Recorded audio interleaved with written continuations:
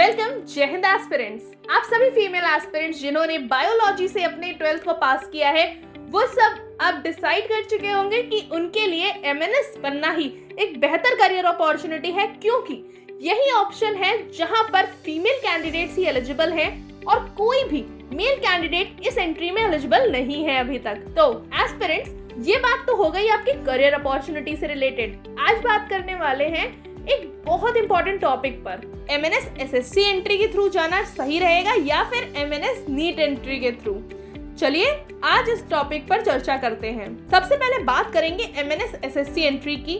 तो अगर हम डिफरेंस समझेंगे तो एलिजिबिलिटी की जब बात आती है तो एमएनएस एसएससी एंट्री में वो कैंडिडेट्स एलिजिबल होते हैं जिनके पास बीएससी नर्सिंग की डिग्री होती है, एमएससी नर्सिंग की डिग्री होती है या फिर कोई नर्सिंग में डिप्लोमा होता है। अगर बात की जाए एमएनएस नीट एंट्री की एलिजिबिलिटी की तो कैंडिडेट्स को एक ही बात की एलिजिबिलिटी का ध्यान रखना है। क्राइटेरिया सिर्फ ये है कि वो 12th पास आउट होने चाहिए with physics, chemistry and biology as a compulsory subject and उन्होंने नीट में स्कोर हासिल किया हो, यानी कि नीट क्वालिफाई किया हो।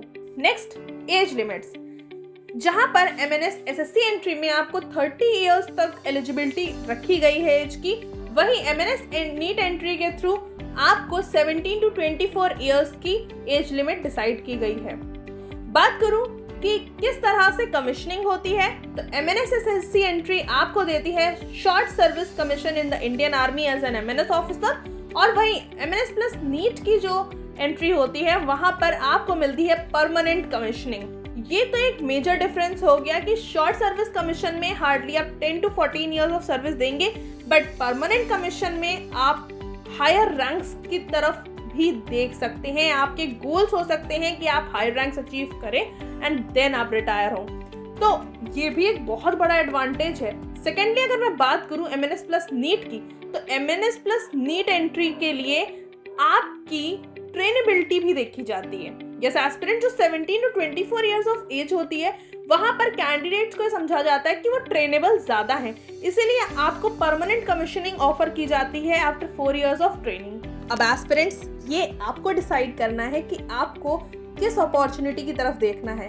क्या आप नीट एग्जामिनेशन से डर रहे हैं या फिर आपको लग रहा है कि नीट एग्जामिनेशन एक नेशनल लेवल एग्जामिनेशन है, क्रैक होगा या नहीं? तो एस्पिरेंट्स, आपको डरने की कोई ज़रूरत नहीं है, बिकॉज नीट भी आपकी सिलेबस से ही आता है। जो अभी तक आपने 12th में पढ़ रखा है, जो एनसीईआरटी बुक्स आपने पढ़ी हैं, उन्हीं में से आपके क्वेश्चंस आएंगे। तो कॉन्सेप्ट क्लियर होंगे तो नीट एग्जामिनेशन से डर नहीं लगेगा।